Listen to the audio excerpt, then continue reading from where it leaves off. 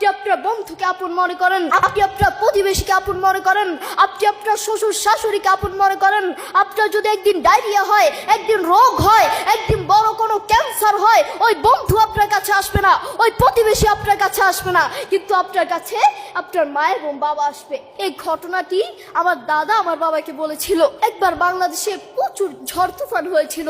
ঝড় তুফানের কারণে মানুষের ঘরে 3 পর্যন্ত পানি উঠে গেল।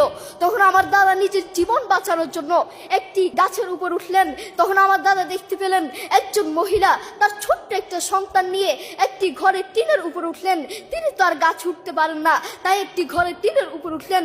আমার দাদা দেখতে পেলেন পানি যখন আস্তে আস্তে বাড়তে লাগলো, পানি যখন আস্তে আস্তে আরো বাড়তে লাগলো, তখন ওই মহিলাটি চোখের পানি ছেড়ে দিয়ে তার সন্তানটিকে উপরের দিকে তুলে আল্লাহর কাছে বলছে, হে রব, তুমি আমাকে নিয়ে যাও, কোনো সমস্যা নাই, কোনো টেনশন নাই, কিন্তু আমার এই কলিজা